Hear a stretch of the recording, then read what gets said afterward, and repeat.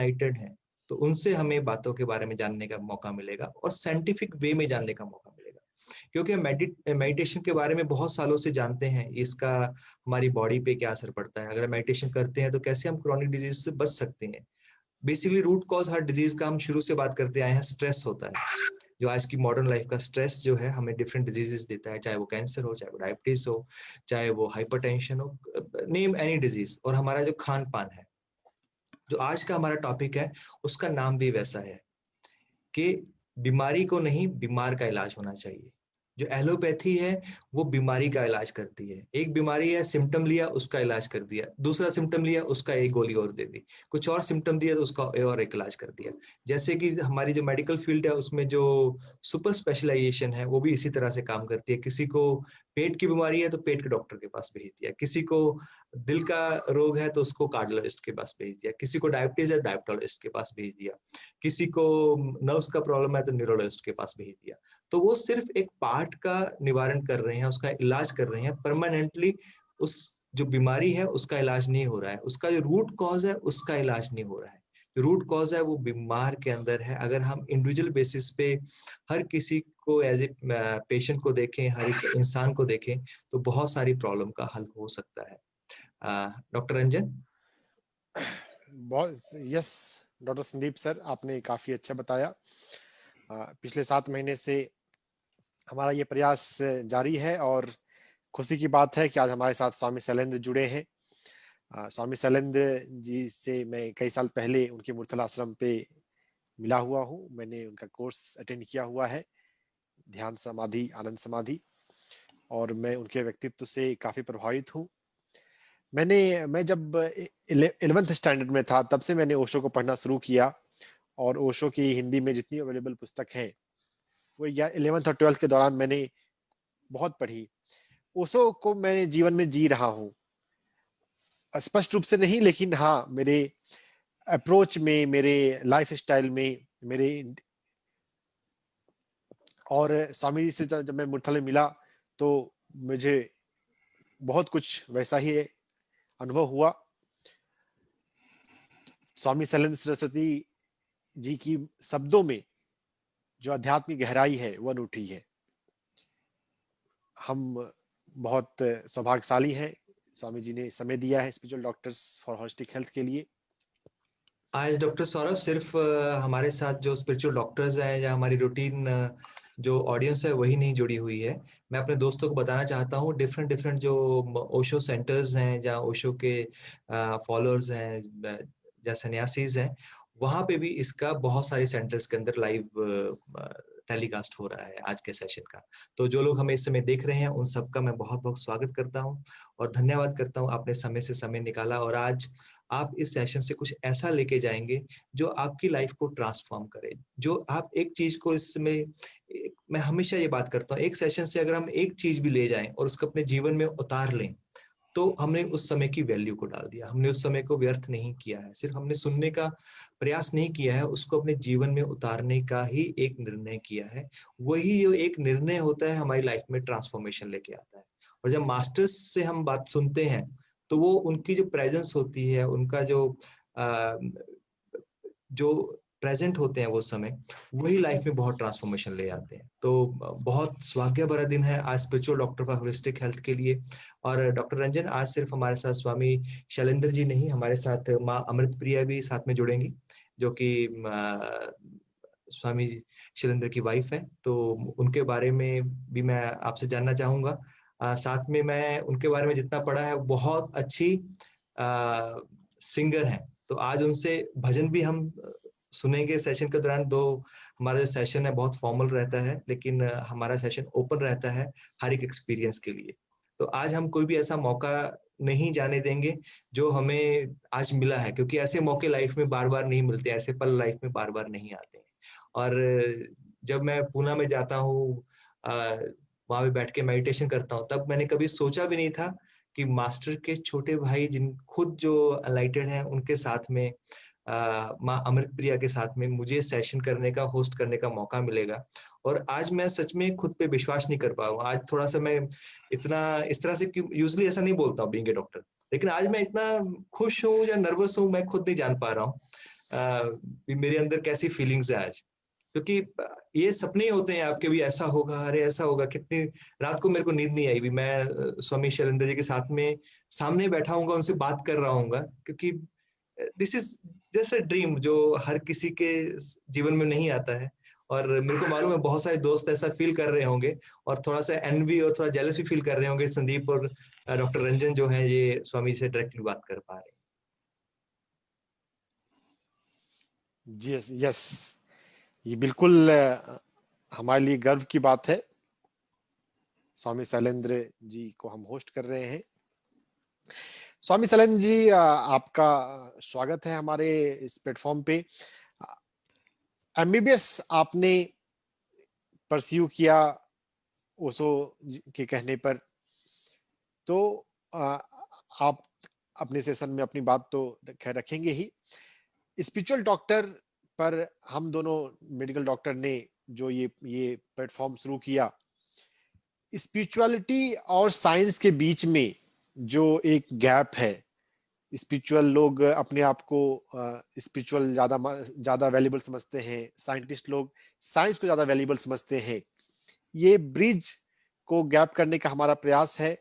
तो हम आपसे आपकी अंडरस्टैंडिंग जानना चाहेंगे कि क्या साइंस और स्पिरिचुअलिटी में वास्तव में लड़ाई है जो दिखती है, और बीइंग ए एमबीबीएस, आपने एमबीबीएस किया, उसे परस्यू ओशो के प्रेम में, ओशो के मिशन में नहीं किया। मैं भी पिछले 5 साल से नॉन मेडिसिनल हीलिंग मेथड्स को ही परस्यू करता हूं। जो मेन स्ट्रीम मेडिसिन है उसको तो मैं परस्यू नहीं कर रहा।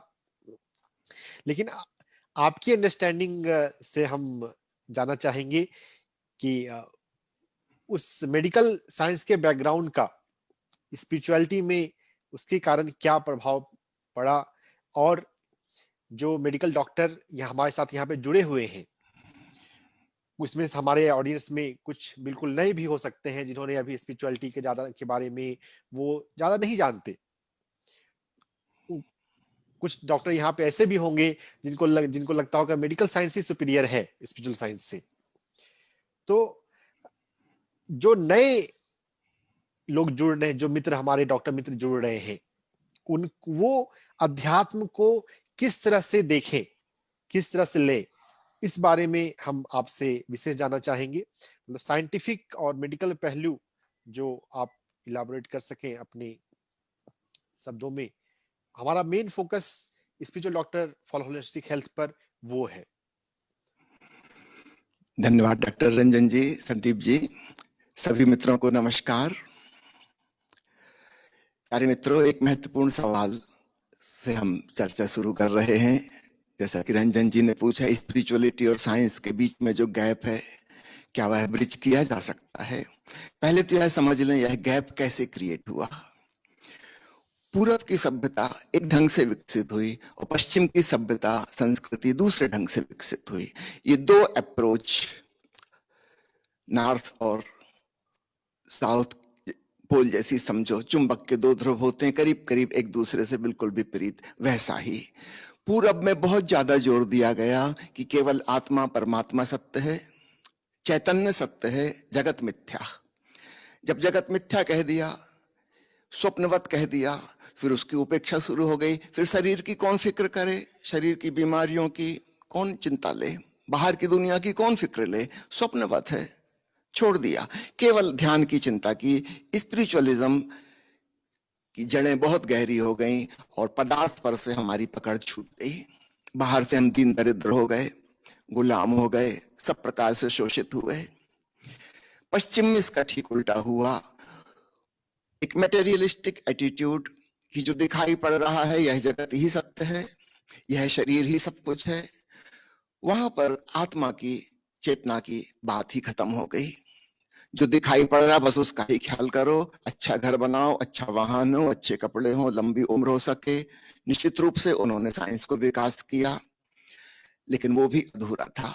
मैं आपसे कहना चाहूंगा, साइंस भी अधूरी है, स्पिरिचुअलिज्म भी अधूरी है। ओशो हमें एक नई दृष्टि देते हैं जिसमें ध्यान का और विज्ञान का मिलन होता है।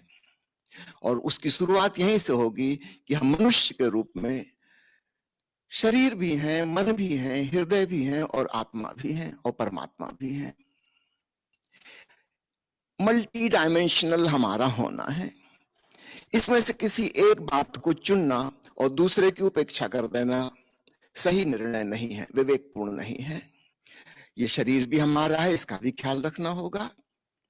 ये मन भी हमारा है, ये भावनाओं का जगत भी हमारा है, भीतर चेतना भी हमारी है और हम परमात्मा से भी संबंधित हैं। हम अलग थलग नहीं है, जुड़े हुए हैं। यह योग की दृष्टि है जुड़े हुए होने की। तो ये दो अप्रोच रही, एक विज्ञान की मटीरियलिस्टिक एटीट्यूड और एक पूरब के धार्मिक लोगों का स्पिरिचुअलिस्टिक एटीट्यूड। दोनों आधे अधूरे, और निश्चित रूप से इनका जो परिणाम आया वो बहुत सुंदर नहीं है। माना कि पश्चिम में बाहर सुख सुविधा खूब है, लेकिन भीतर व्यक्ति अशांत है, बेचैन है, परेशान है। मानसिक रोग बढ़ते चले जा रहे हैं, शरीर की व्याधियां कम हो गई, मानसिक तकलीफें, भावनात्मक समस्याएं खड़ी हो गई। जीवन निरर्थक महसूस हो रहा है। पूरब में स्थिति उल्टी है।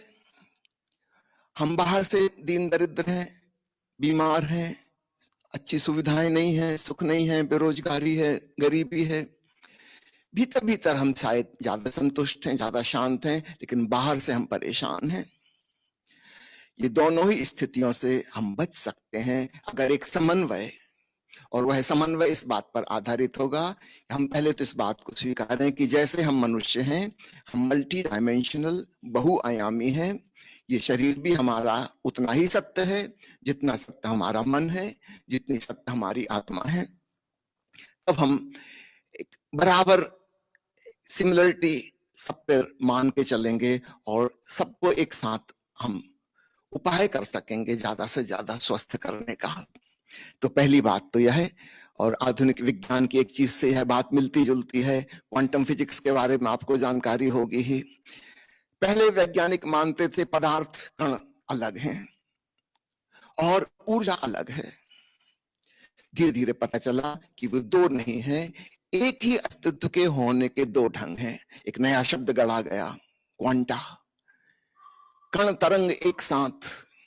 तो कुछ ऐसा ही समझना स्पिरिचुअलिज्म और साइंस को एक साथ। कुछ बीमारियां हैं जो हम पर आक्रमण करती हैं बाहर से, कोई बैक्टीरिया, वायरस हमारे सिस्टम में प्रवेश कर गया, ये बाहर से अटैक हुआ। कुछ बीमारियां हैं जो हमारे अंदर से आ रही हैं, शायद उन्होंने आक्रमण नहीं किया, हमने ही निमंत्रण भेजा है।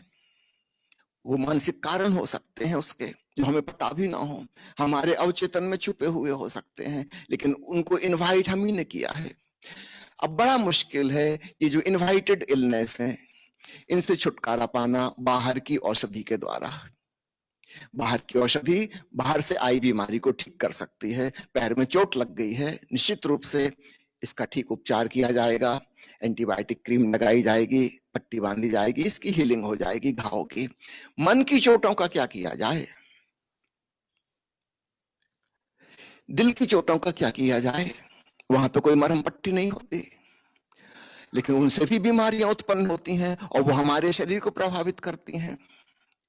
शरीर की बीमारियां भी मन को प्रभावित करती हैं। एक आदमी को कोई क्रॉनिक प्रॉब्लम हो गई, समझो ट्यूबरकुलोसिस हो गई, इसका साल 1.5 साल इलाज चलना है।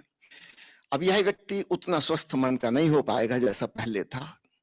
माना कि बीमारी शरीर में है, लेकिन उसका मन भी प्रभावित होगा। कहीं ना कहीं उसकी उमंग, उत्साह में कमी होगी, उसके आशावादी दृष्टिकोण में फर्क पड़ जाएगा। शायद वो पहले से ज्यादा उदास रहने लगे, शायद लोग उससे बाइकाट करने लगे, मिलना जुलना पसंद ना करें, उसको आइसोलेशन का महसूस होने लगे। निश्चित रूप से शरीर की कमजोरी कहीं ना कहीं उसके मन को प्रभावित करेगी। इसका उल्टा भी सच है, हमारी मन की तकलीफें हमारे शरीर को प्रभावित करती हैं। थोड़ी देर पहले संदीप जी ने कहा, समझो एक आदमी चिंतित रहता है, एंजाइटी में है, उसकी नींद उड़ गई, इंसोम्निया का पेशेंट हो गया। अब निश्चित रूप से इसका ब्लड प्रेशर भी बढ़ जाएगा, ये रिलैक्स नहीं हो पा रहा, इसकी खून की धमनियां कस गई, तन गई, उनका डायमीटर कम होने लगा तनाव की वजह से। केवल मांसपेशियों में ही तनाव नहीं है, इसके मन की वजह से उसकी धमनियां और शिराएं भी सिकुड़ गई हैं, इसका ब्लड प्रेशर हाई हो जाएगा, संभवतः हृदय का रोगी भी हो जाए कालांतर में। अब बीमारी शुरू हुई थी मन से, किसी चिंता से, किसी एप्रीहेंशन से, एंजाइटी से, लेकिन शरीर प्रभावित हुआ। दूसरा उदाहरण लेना, कोई व्यक्ति भयभीत है, डरा हुआ है, किसी कारण से कोई घटना उसके जीवन में घटी, डर गया है। अब इस डर की वजह से हो सकता है उसको अल्सर पैदा हो जाए, एसिडिटी बढ़ जाए। तो एक ही बीमारी कई कारणों से पैदा हो सकती है। एसिडिटी गलत भोजन से पैदा हो सकती है, ज्यादा मिर्च मसाले से पैदा हो सकती है। एसिडिटी स्मोकिंग से और अल्कोहल से पैदा हो सकती है, और एसिडिटी भय और चिंता से भी पैदा हो सकती है। हम सारी एसिडिटी को एक ही ढंग से इलाज करते हैं कि किसी प्रकार एसिड सिक्रीशन बंद कर दें, तो पार्शियली इसमें हमको सफलता मिलेगी। अगर किसी व्यक्ति के गलत आहार से अल्सर हो गया था, उसके आहार में परिवर्तन करने से उसकी एसिडिटी ठीक हो जाएगी, अल्सर हील हो जाएगा। लेकिन जिसकी चिंता फिक्र से पैदा हुआ था, भय से उत्पन्न हुआ था, उसकी एसिडिटी और अल्सर रिकरिंग रहेगी। हमने जबरदस्ती रोक दिया एंटासिड्स देके,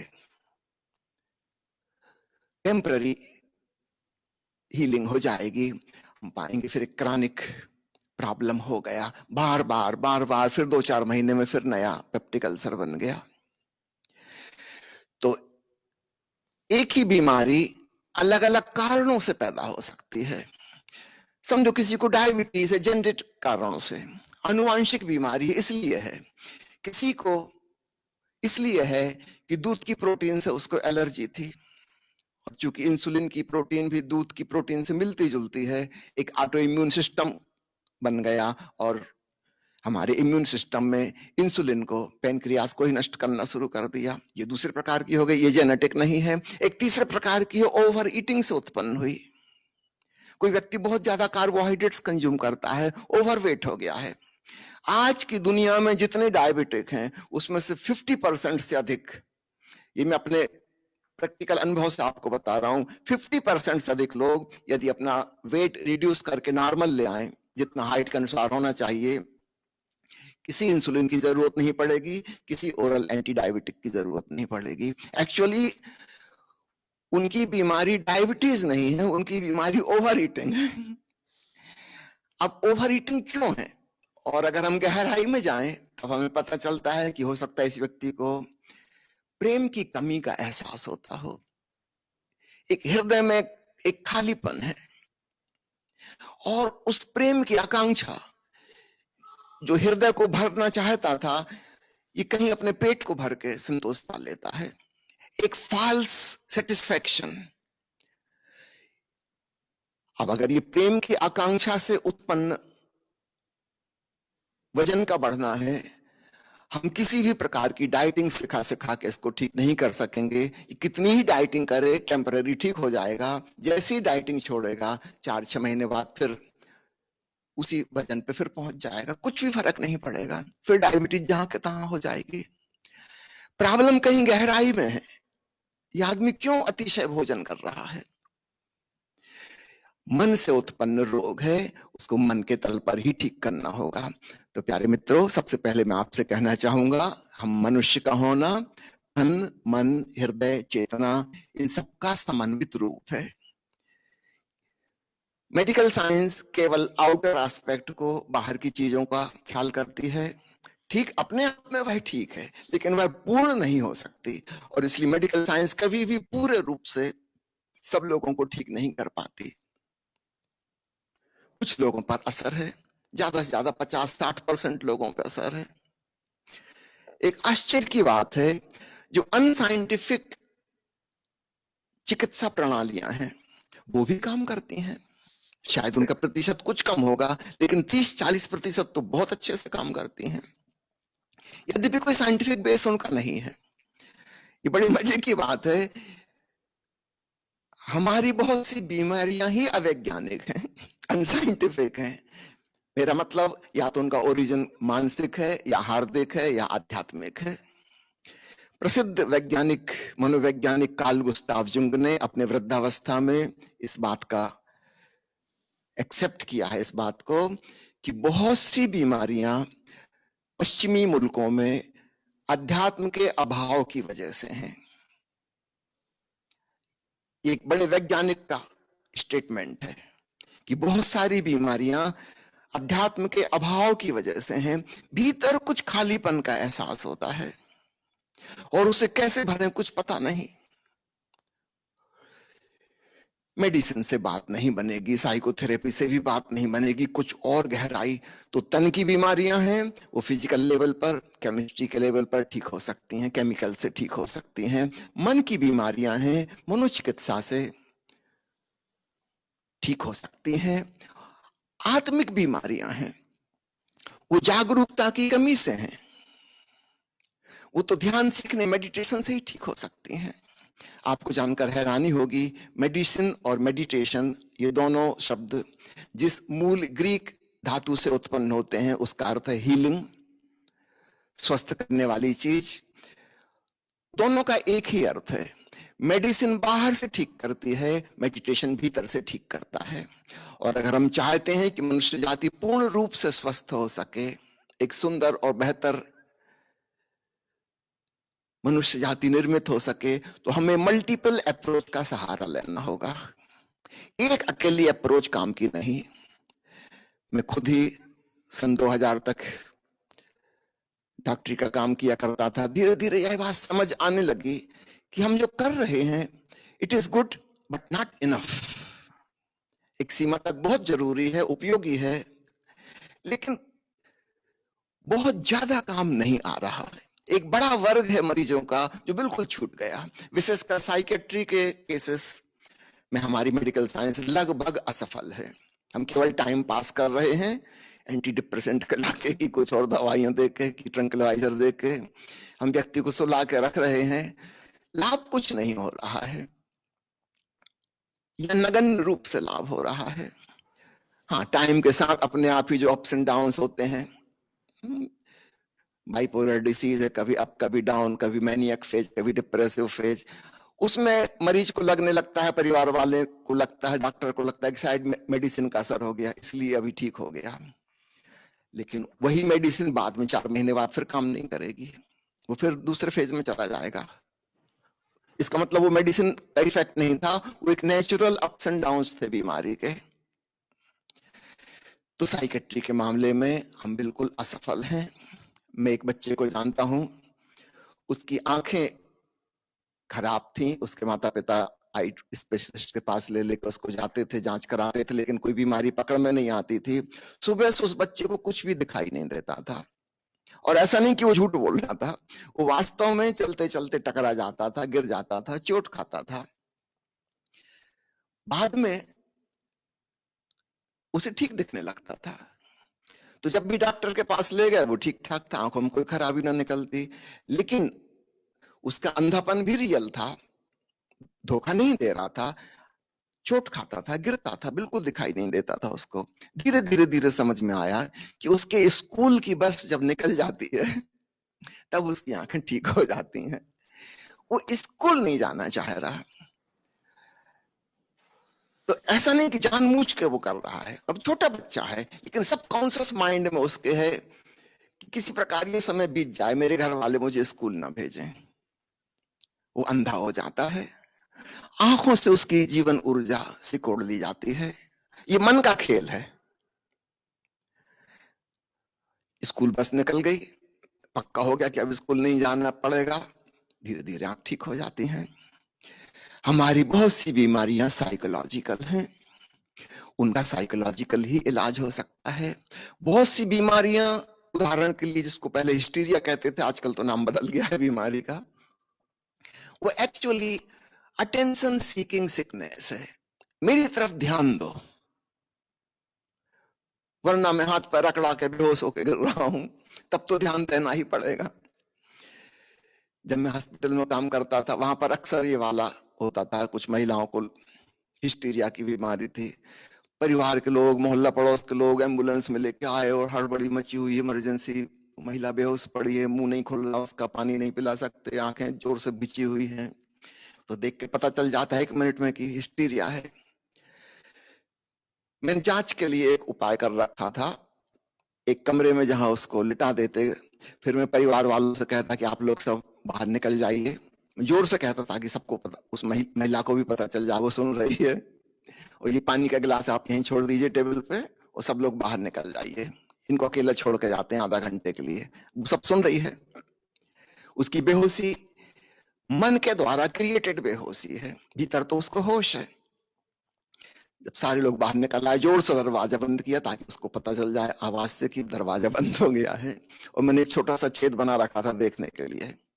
जैसे ही हम बाहर निकलेंगे 1 मिनट के अंदर वो धीरे से आंख खोलेगी, यहाँ वहां देखेगी, उठा के पानी पी लेगी, घंटा भर से प्यास लगी थी उसको। क्लियर हो गया कि यह रोग एक मानसिक रोग है। लेकिन जब अगर डॉक्टर मरीज से ऐसा कह देता है कि तुम्हें मानसिक रोग है, तो उसको हर्ट होता है। वह जानबूझकर रोग पैदा नहीं किया है, लेकिन अचेतन मन में कहीं है। समझो इस महिला पर कोई ध्यान नहीं देता। अक्सर ये बीमारी कुरूप महिलाओं को होती है जिन पर कोई ध्यान नहीं दे रहा। अब ध्यान आकर्षित करने का उनके पास और कोई उपाय नहीं है इसके कि बेहोश होकर गिर जाएं। अब तो मजबूरी में परिवार वालों को ध्यान देना ही पड़ेगा। जो सास दिन भर गालियां देती रही थी वो भी बैठ के पंखा चल रही है, ठंडा पानी छिड़क रही है। और पतिदेव जो हमेशा कहते थे ऑफिस में देर से आऊंगा, बहुत काम है, वो भी बीच में से लौट के आएंगे और अस्पताल ले जाने का इंतजाम करेंगे। मोहल्ला पड़ोस के लोग भी आ गए मदद करने के लिए। इस महिला को ध्यान मिल रहा है। अब यह बीमारी केवल एक व्यक्ति की भी बीमारी नहीं है, this is a social illness. जिस प्रकार का समाज हमने बनाया है, जब तक इस पूरे समाज की ही हीलिंग ना हो, इस परिवेश की वातावरण में कोई परिवर्तन ना हो, तब तक इसको ठीक नहीं किया जा सकता। कोई औषधि इसका इलाज नहीं कर सकती। तो हमें समझना होगा अलग अलग तल की बीमारियां हैं। उदाहरण के लिए मन का इन्फेक्शन का लग जाना या कोई चोट का लग जाना, एक्सीडेंट हो जाना, ये फिजिकल इवेंट है। निश्चित रूप से इसका इलाज मेडिसिन और सर्जरी से ही होगा। जो मनोरोग हैं, मन के द्वारा उत्पन्न शरीर में पड़े प्रभाव, शुरुआत भीतर से हुई लेकिन बाहर तक उनके असर आ गए, उनका इलाज हमें भीतर से ही करना पड़ेगा। और मामला कॉम्प्लिकेटेड है, वो केवल इंडिविजुअल तक लिमिटेड नहीं है। हो सकता पूरी फैमिली का कुछ प्रॉब्लम हो सकता पूरी सोसाइटी की प्रॉब्लम हो, जो ये व्यक्ति उसका शिकार हो गया। शी इज ए विक्टिम, कोई अपराधी नहीं है, वो तो एक शिकार है, एक बड़ी सभ्यता की, एक प्रणाली की, एक संस्कृति की। रोग कहीं उस संस्कृति में है, वहां से ये विकृति पैदा हो रही है। तो इलाज फिर उसी तल का हो सकता है। कोई गोली कैप्सूल खिलाने से, इंजेक्शन लगाने से बात नहीं बनेगी। फिर इसी प्रकार और भी गहरी बीमारियां हैं, हृदय की भावनाओं से संबंधित और भी गहरी बीमारियां हैं जिनको हम कहें स्पिरिचुअल सिकनेस, आत्मिक बीमारियां। वो केवल मेडिटेशन से, ध्यान से ही ठीक हो सकती हैं।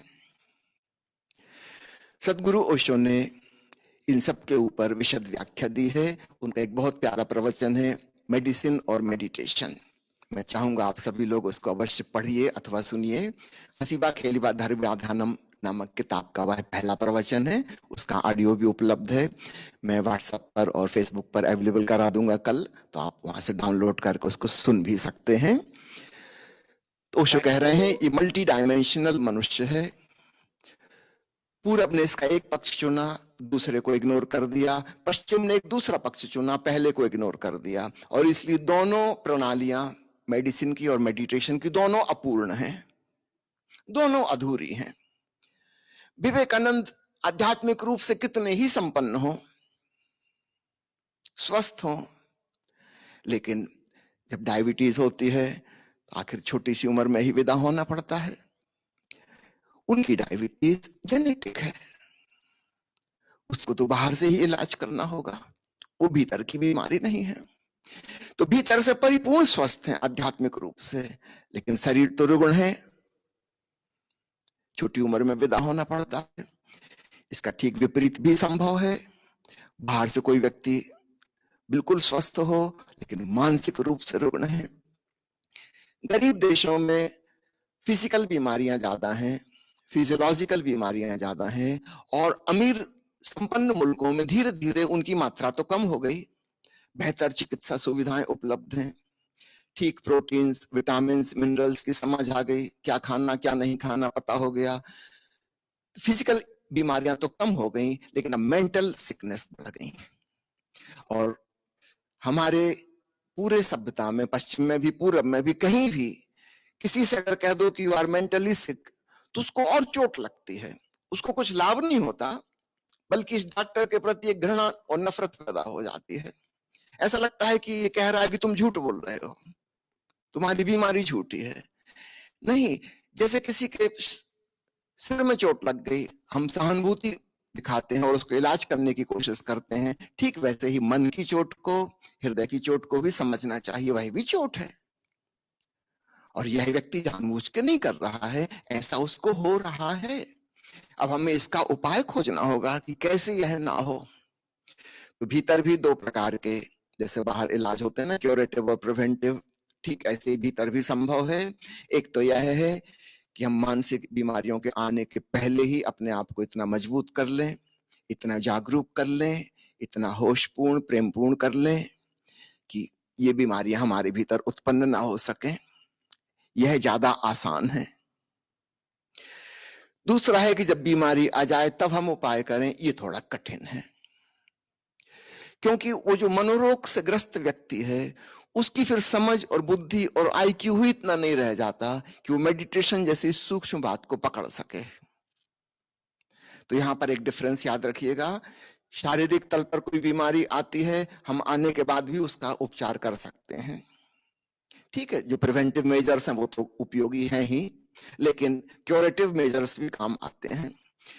मन के तल पर क्यूरेटिव मेजर्स रेयरली काम आते हैं। कोई व्यक्ति विक्षिप्त हो गया, अब बहुत मुश्किल है, अब उसकी सूझबूझ ही इतनी नहीं बची कि वो इस सूक्ष्म बात को पकड़ सके। उसको ध्यान आप समझाओगे कैसे, कराओगे कैसे? वो तो इस हालत में नहीं है। अब उसको तो साधारण साधारण बात भी समझ में नहीं आ रही। एक डिप्रेशन वाले व्यक्ति भीतर बिल्कुल सिकुड़ गया, अब उसको फैलाना बहुत मुश्किल काम है। संभव तो है लेकिन बहुत मुश्किल है। और विशेषकर जिन परिस्थितियों में वो है, जिस फैमिली का और सोसाइटी का वह हिस्सा है, बहुत सारे फैक्टर्स हैं जिसकी वजह से वह डिप्रेशन में गया है। उन सबको बदले बगैर हम उसको नहीं बदल सकते। अभी मामला जरा कठिन हो जाता है। हम फैमिली को या सोसाइटी को या जहां वो सर्विस करता है उस एटमॉस्फेयर को, उसके ऑफिस को कैसे बदल सकते हैं? तो मामला जरा जटिल हो जाता है। और वह व्यक्ति अकेला रिस्पॉन्सिबल नहीं है। आसपास का वातावरण, लोग, उन्होंने जो नेगेटिव सजेशन उसको दिए हैं, एक हिप्नोसिस उसके भीतर बैठ गई है, कोई नकारात्मक धारणा उसके भीतर घर कर गई है, उन सब की वजह से वह परेशानी में फंसा है। इसलिए भीतर के तल से प्रिवेंटिव मेजर ही बहुत उपयोगी हो सकता है। तो हम इसका इंतजार ना करें कि जब मानसिक रोग होने लगेंगे तब हम इलाज कर लेंगे, तब तो बहुत कठिन है। पहले ही सावधान हो जाना जरूरी है ताकि इस प्रकार के रोग को हम निमंत्रण ही ना दें। और इसलिए मेडिटेशन, और विशेष रूप से मैं जिक्र करना चाहूंगा, ओशो ने जिस प्रकार की मेडिटेशन टेक्निक्स खोजी हैं वो, उनमें रेचन का कैथारसिस का उपाय है। सक्रिय ध्यान नामक उनकी प्रसिद्ध विधि है, डायनेमिक मेडिटेशन, जिसमें दमित भावनाओं का, विचारों का, नेगेटिव फीलिंग्स का रेचन कर दिया जाता है। रेचन यानी विसर्जन, उसको बाहर फेंकना, जिसको हम कहते हैं कैथारसिस। जो भीतर भरा आता जहर उसको निकाल बाहर किया, भीतर एक सफाई हो जाए। तो हमारे मन में बहुत कुछ जहरीला मौजूद है। हमारा अवचेतन मन, सबकॉन्शियस माइंड, और उसके और भी नीचे कलेक्टिव अनकॉन्शियस, बड़ी विषैले तत्व वहां मौजूद हैं और हमने ही दबा के रखे हैं, छुपा के रखे हैं, क्योंकि हमारी सभ्यता, हमारे संस्कार, हमारी शिक्षा अलाउड नहीं करती कि हम अपने भीतर की नकारात्मकता को प्रकट कर सकें सबके सम्मुख। अब सवाल उठता है उसका करो क्या? समझो एक आदमी को गुस्सा आ रहा, वो क्या करे? अगर वो क्रोध व्यक्त करता है तो उसको असामाजिक कहा जाएगा, लोग उसके साथ मिलना जुलना बंद कर देंगे, फिर इस क्रोध का दुष्परिणाम होंगे, सामने वाला भी नाराज होगा, फिर एक चेन रिएक्शन शुरू हो जाएगा, फिर ये गुस्सा होगा, फिर वो गुस्सा होगा, मामला बढ़ता चला जाएगा, पता नहीं मारपीट पे या कहीं कोर्ट कचहरी में जाके खत्म हो। हल तो तब भी नहीं हुआ, क्रोध और भड़क गया और बढ़ गया, शांति तो नहीं मिली। शॉर्टकट यही नजर आता है कि अपने क्रोध को भीतर दबा लो, ऊपर ऊपर से मुस्कुराते रहो,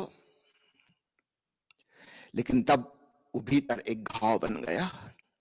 वो दबा हुआ क्रोध जैसे प्रेशर कुकर में नीचे से आग जल रही हो, भीतर भाप बन रही, ऊपर से सीटी बंद है और भाप को निकलने नहीं देंगे हम। तो ठीक है, उस समय नहीं निकलेगी भाप, लेकिन ये थोड़ी बहुत देर में विस्फोट होगा, ये कुकर फटेगा। वही स्थिति हम सबकी हो जाती है, चाहे वो क्रोध हो, चाहे घृणा हो, द्वेष हो, हिंसा हो, ईर्ष्या हो, फिर अचानक ये फूटते हैं और ऐसी जगह फूटते हैं जहां बिल्कुल ही इनका कुछ औचित्य नहीं था, कोई भूमिका नहीं थी। बॉस ने डांटा था ऑफिस में, बॉस पे आप नाराज हो नहीं सके, नहीं तो नौकरी से निकाल देगा, ट्रांसफर कर देगा, प्रमोशन रोक देगा, उसके हाथ में ताकत है। लेकिन अब आपके अंदर गुस्सा है, वहां तो आप यस सर कहते रहे, भीतर से दिल हो रहा था कि उठा के इसको 2 जूते मारे, लेकिन कर नहीं सकते थे, नौकरी दांव पे लग जाएगी। लेकिन ये आदमी जब आग बबूला हो गया भीतर, तो आग भड़क गई, ब्लड प्रेशर तो इसका बढ़ गया था, हृदय की धड़कन तो बढ़ गई थी, भीतर तो एड्रिनलिन और नॉर एड्रिनलिन हार्मोन सीक्रेट हो गए थे। अब इसके भीतर का यह क्रोध ग्रंथियों के रूप में भीतर मौजूद रहेगा और ये इंतजार करेगा किसी ऐसे क्षण की जहां ये आसानी से नाराज हो सके। हो सकता है घर आए, शाम को पत्नी इसकी लाके चाय दे और एक घूंट पी के गुस्से में पटक दे, कब क्या चाय बनाई है, शक्कर डालना भूल गई। पत्नी भी समझ रही है कि मामला शक्कर का नहीं है, जहर कहीं और डाला हुआ था। अब शक्कर डालना भूल गई तो इसमें प्रॉब्लम क्या थी, मांग लेते शक्कर, लेकिन नहीं, इसको तो गुस्सा निकालना था, हो गया पत्नी पे भड़क गया, तो हमेशा ऐसा करती हूँ ऐसा करती हूँ, और पत्नी की नहीं फिर उसके मायके के लोगों तक पहुंच गया, तुम्हारा खानदान ही ऐसा है, अकल नाम की चीज नहीं है। अब पत्नी भी चुपचाप सुन रही, क्या करे, पति ज्यादा शक्तिशाली है, उस पर क्रोधित नहीं हो सकती, वो इंतजार करेगी, अभी तो शक्कर डाल के लाई, वो दिल तो हो रहा था कि इसके सिर पर से उड़ेल दूंगा गरम चाय, लेकिन ऐसा कर नहीं सकती, आखिर सेवा उसी को करनी पड़ेगी, मलहम पट्टी उसी को करनी पड़ेगी। पतिदेव परमेश्वर हैं, चाय पिला दी उनको, छोटा बच्चा स्कूल से आ रहा था गीत गाते हुए, बस्ता झुलाते हुए, माँ ने पकड़ा उसकी पिटाई कर दी। बच्चे समझ जाते हैं कि आज मम्मी डैडी के अंदर कुछ गड़बड़ हुई है, जब भी पिटाई हो। उसको समझ में नहीं आता कि आज क्या हो गया, आज उसकी मां नाराज है, कपड़े गंदे कर दिए, धूल मिट्टी लगा ली, कीचड़, गंदे बच्चों के साथ खेलते हो, एक टेस्ट में कितने कम नंबर मिले, एक थप्पड़ और पड़ा। बच्चे को समझ में नहीं आते, इतने नंबर तो रोज मिलते हैं, रोज खेलते हैं, रोज धूल मिट्टी लगती है, बचपन में नहीं खेलेंगे तो क्या बुढ़ापे में खेलेंगे। लेकिन वो समझता है कि मामला कुछ और है, पिटाई मेरी हो रही है, और उसकी शकल सूरत भी बाप से मिलती जुलती है, तो उसकी माँ जब उसको थप्पड़ मारती है तब बाप भी समझ रहा है, ड्राइंग रूम में बैठा कि थप्पड़ किसको पड़ रहे हैं, उसकी प्रतिमूर्ति, उसकी फोटोकॉपी को पड़ रहे हैं, एक्चुअली उसी की धुनाई हो रही है। बच्चा क्या करे, माँ को तो वो नहीं मार सकता, माँ पे क्रोधित नहीं हो सकता, उसका तो पूरा जीवन ही माँ पर आधारित है, इसके बिना तो जिंदा रहना संभव नहीं। वो जाता है अपने कमरे में, उठा के गुड्डे की टांग तोड़ देता है, प्लास्टिक की कार तोड़ देता है, घर के बाहर निकलता, वहां कुत्ता बैठा, गली में जाकर उसको एक पत्थर मारता है। कुत्ते को समझ में नहीं आता, ये बच्चा रोज तो ब्रेड लेके आता था, आज पत्थर लेके क्यों आया। कहीं का क्रोध कहीं निकलेगा, अनावश्यक रूप से निकलेगा। ये क्रोध फिर एक प्रकार का मनोरोग बन गया और ये हमारे सारे संबंधों को पॉइजनस कर देगा, जहरीला कर देगा। ठीक इसी प्रकार हमारी बहुत सी प्रवृत्तियां हैं, नेचुरल टेंडेंसीज हैं जो प्रकृति ने हमको दी हैं, लेकिन हमारी सभ्यता और संस्कृति हमें अनुमति नहीं देती उन्हें प्रकट करने का। वो सब हम अपने भीतर दबा के बैठे हैं। एक बारूद का भंडार हम लेकर चल रहे हैं, कहीं जरा सी किसी ने माचिस सुलगा के फेंकी और हम भड़क उठेंगे, आग लग जाएगी। उस व्यक्ति को समझ में नहीं आएगा कि हुआ क्या है, इतनी सी छोटी सी तीली माचिस की और इतना भयंकर विस्फोट हो गया। उसको क्या पता कि पहले से क्या यहां रखा हुआ था। इस रुग्णता से कैसे छुटकारा हो और हमारे भीतर का जो दमन है, ये जो सप्रेस्ड इमोशंस हैं, थॉट्स हैं, फीलिंग्स हैं, नेचुरल टेंडेंसी हैं, इनका क्या करें। तो दो उपाय हमें समझ में आते हैं, एक है एक्सप्रेशन, दूसरा है सप्रेशन। या तो अपनी नकारात्मक भावनाओं को व्यक्त करो तब बाहर एक मुसीबत में फंसो, या फिर अपने भीतर दबा लो और एक आंतरिक दुविधा में, झंझट में फंसो। दो के अलावा तीसरी कोई राह हमें नहीं सोचती।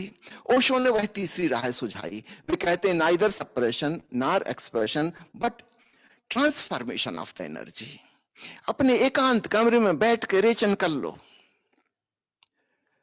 अपनी सारी भीतरी व्याधियों को निकाल बाहर फेंको और तुम पाओगे तुम निर्भर हो गए, हल्के फुल्के हो गए, भीतर एक साफ सफाई हो गई, एक पावनता पवित्रता आ गई और उस शांति के साथ एक अद्भुत स्वास्थ्य का एहसास होगा।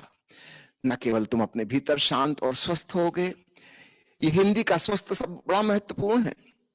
इसका मतलब केवल हीलिंग नहीं होता, केवल हेल्थ नहीं होता, स्वयं में स्थित होना, स्वस्थ होना।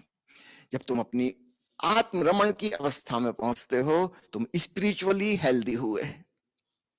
निश्चित रूप से इसके परिणाम मन पर भी आएंगे, आप ज्यादा विवेकपूर्ण हो सकेंगे। इसके परिणाम हमारे हृदय की भावनाओं पर आएंगे, हम ज्यादा प्रेमपूर्ण करुणापूर्ण हो सकेंगे, सकारात्मक भावनाएं हमारे भीतर जन्म सकेंगी, हम मैत्रीपूर्ण, क्षमाशील, दयालु, अहोभाव से भरे, कृतज्ञता में जीने वाले की व्यक्ति हो सकेंगे। भावनात्मक रूप से हम एक नए ही व्यक्ति बन जाएंगे। न केवल इतना, हमारा शरीर भी इन तरंगों से प्रभावित होगा। मैं आपसे पहले कह चुका हूं, तन की तरंगें मन तक पहुंच जाती हैं, आत्मा तक पहुंच जाती हैं और आत्मा और मन की तरंगें तन तक आ जाती हैं। इसको ऐसे समझना है, किसी झील में आपने कंकड़ फेंका, कंकड़ तो गिर गया, तरंगें उठी, लेकिन फिर उसके बाद दूसरी तरंगें और दूर फैलती चली गई, पूरी झील पर दूर दूर तक फैल गई, दूर दूर किनारों तक चली गई। अगर हम केवल इस कंकड़ का इलाज करें, इससे उठी निकट की तरंग को हम ठीक कर लें, इससे कुछ भी नहीं होगा, तरंगें तो दूर जा चुकी हैं। ठीक इसी प्रकार हमारी भीतर की बाहर की घटनाओं को समझना, तन से मन प्रभावित होता है, मन से तन प्रभावित होता है। तो हम कोई एक चीज को अगर पकड़ के चलेंगे, मेडिसिन या मेडिटेशन को, तो पार्शियल ट्रीटमेंट ही होगा, आंशिक। एक पूर्ण स्वस्थ व्यक्ति उससे निर्मित नहीं हो सकता। तो दोनों का कॉम्बिनेशन चाहिए। तो इन दोनों के बीच में जो विरोध था, उसकी कोई आवश्यकता नहीं है। हमें समझना चाहिए कि मनुष्य तन भी है, मन भी है, भाव भी है, चेतना भी है और हमें हर तल पर काम करना होगा। तो बहुत सी जो अल्टरनेटिव थेरेपीज हैं, नॉन केमिकल, वो भाव तल पर काम करती हैं, विचार तल पे काम करती हैं, ऊर्जा के तल पर काम करती हैं, चक्रों पर कार्य करती हैं। उनका अपना काम करने का ढंग है। निश्चित रूप से जो मॉडर्न साइंस है, जो केवल मटेरियलिस्टिक एटीट्यूड से ही सोचती है कि शरीर और तन और उस केमिस्ट्री ही सब कुछ है, उसकी पकड़ में वो वाली बातें नहीं आती। लेकिन इतना तो समझ में आता है ना कि अन्य ट्रीटमेंट से भी लोग ठीक होते हैं, और ये भी समझ में आता है कि मेडिकल ट्रीटमेंट से भी कई लोग ठीक नहीं होते। इसका मतलब मनुष्य एक जटिल प्राणी है, वो केवल शरीर नहीं है, वह केवल मन नहीं है, वह केवल आत्मा भी नहीं है। तो पुराने जो दो अप्रोच थी, मटेरियलिस्टिक और स्पिरिचुअलिस्टिक, दोनों आधी अधूरी थी। एक बेहतर प्रणाली विकसित होनी चाहिए, कंप्रिहेंसिव। तो आपने जो पूछा है कि इन दोनों के बीच में समन्वय कैसे स्थापित हो, मुझे लगता है निकट भविष्य में वह समन्वय स्थापित हो सकेगा। सीधा सीधा फिजिक्स और स्पिरिचुअलिज्म के बीच नहीं हो पाएगा, सीधा सीधा गणित और धर्म के बीच में नहीं हो पाएगा, उनके भीतर बहुत दूरी है। लेकिन सर्वाधिक संभावना ओशो ने व्यक्त की है, पहली संभावना इन दो डिफरेंट अप्रोचेस का मिलन जहां हो सकता है वो है मेडिकल साइंस और स्पिरिचुअलिटी का मिलन, क्योंकि यह हमारे जीवन से संबंधित है और जीवन में सब कुछ समाहित है। हमारे विचार हमारे शरीर को प्रभावित करते हैं। भगवान बुद्ध का प्रसिद्ध वचन है, थॉट्स बिकम थिंग्स, विचार ही वस्तुएं बन जाते हैं। आत्मसम्मोहन वाले सुझाव विचार ही हैं, लेकिन रिपीट करते करते करते हमारे ऊपर प्रभावी हो जाते हैं। शरीर हमारा उनके अनुसार परिवर्तित होने लगता है। तो इस बात की समझ धीरे धीरे पश्चिम में भी विकसित हो रही है, पूर्व में भी विकसित हो रही है। डॉक्टर रंजन जी, संदीप जी, आप लोग जो कार्य कर रहे हैं निश्चित रूप से सराहनीय है। इसी दिशा में उठाया गया यह एक कदम है। यह बात और फैलनी चाहिए। मैं अपनी शुभकामनाएं आपको देता हूं कि आपका यह कार्य और विस्तार ले और धीरे धीरे जनमानस तक, विशेषकर वे लोग जो चिकित्सा के क्षेत्र से जुड़े हुए हैं, उन तक यह बात पहुंचे, ताकि एक जिसको कहना चाहिए टोटल हेल्थ के बारे में सोचा जा सके। केवल एक बीमारी को हम आणविक ढंग से ना सोचें। एज ए होल मनुष्य ही एक बीमारी है, उसमें उसका सब कुछ आता है। इस ढंग से जब हम सोचेंगे तो हमारा एक होलिस्टिक एटीट्यूड होगा इलाज करने का, और वह ज्यादा प्रभावी होगा। तो चलिए, आप लोगों को काफी समय मैंने लिया। अब मैं निवेदन करता हूं माँ प्रिया जी से। रंजन जी, कोई सवाल आए हों तो फिर आप मुझे बाद में भेज दीजिए, हम गुरुवार को ले लेंगे एक सेशन सिर्फ इससे संबंधित प्रश्नों का। सवाल ले सकते हैं स्वामी जी? चलिए, बहुत संक्षेप में फिर ले लेते हैं, बोलिए। माँ प्रिया से भी हम इसके बाद मिलेंगे, लेकिन कुछ सवाल आए हैं, कुछ क्वेश्चंस आए हैं। एक क्वेश्चन तो जैसे आपने एमबीबीएस किया हुआ है, तो एक क्वेश्चन के दो पार्ट हैं। पहला, ओशो ने आपको एमबीबीएस करने के लिए क्यों मोटिवेट किया? दूसरा क्वेश्चन उसी से, मुझसे क्यों पूछ रहे हैं? तो आपको कुछ शायद इसीलिए, ताकि मैं मेडिसिन और मेडिटेशन के बीच का जो गैप है इसके भरने में कुछ मदद कर सकूं, शायद इसीलिए। तो उस समय तो मुझे नहीं पता था। इसी का अगला पार्ट ये है, अगर एक हम इमेजिनरी क्वेश्चन लें जो हम आपसे पूछ सकते हैं, अगर हम आपको एक इस तरह का जॉब दे दें, आप मेडिकल कॉलेजेस में, यूनिवर्सिटी में, मेडिकल एजुकेशन में कुछ चेंज करना चाहें, तो वो 3 टॉप चेंजेस कौन कौन से होंगे जो आपको लगता है ये चेंजेस करने से जो गैप है बहुत जल्दी फिल हो सकता है? और सबसे बड़ा चेंज तो मैं यही करूंगा, एक होलिस्टिक एटीट्यूड, एक एटीट्यूड में चेंज। दूसरा, मनोविज्ञान की गहरी समझ, यह मेडिकल कॉलेज में मिसिंग है। वो साइकेट्री तो पढ़ाते हैं, लेकिन सिर्फ इसलिए कि मेडिसिन का यूज किया जा सके, नहीं, वो तो पर्याप्त नहीं है, वो काम नहीं कर रही चीजें। साइकेट्री का एक बहुत बड़ा डिपार्टमेंट होना चाहिए, जहां ह्यूमन साइकोलॉजी के बारे में आधुनिकतम जो रिसर्च है वह सब डॉक्टरों को सिखाई जाए, बताई जाए। और तीसरा बड़ा चेंज मैं करना चाहूंगा कि चिकित्सक बनने के पूर्व व्यक्ति को ध्यानी बनने की ट्रेनिंग दी जानी चाहिए। जब तक कोई व्यक्ति स्वयं शांत नहीं हो जाता, भीतर से स्वस्थ नहीं हो जाता, सकारात्मक भावना से नहीं भर जाता, उसको हम डॉक्टरी की डिग्री नहीं देंगे। ये शर्त ही होनी चाहिए। ताकि याद रखिए, पुराने जमाने में धर्मगुरु और चिकित्सक हमारे देश में एक ही व्यक्ति हुआ करता था। वही वैद्यराज भी था, तन का भी और मन का भी, और वही ध्यान की विधि भी सिखाता था। भविष्य में फिर ऐसा ही होना चाहिए। समन्वय, चिकित्सक केवल शरीर का ही ख्याल ना करे, अपने मरीज के मन का, उसकी भावना का, उसके परिवेश का, उसकी आत्मा का भी ख्याल कर सके, वह दूसरे को मेडिटेशन सिखाने में भी सक्षम हो, और इसके लिए जरूरी कि वह पहले स्वयं सीखे। तो इसको मैं एक बहुत इंपॉर्टेंट इशू बनाना चाहूंगा, अगर मेरे हाथ में हो, कि हर डॉक्टर विज्ञानी के साथ साथ ध्यानी भी हो।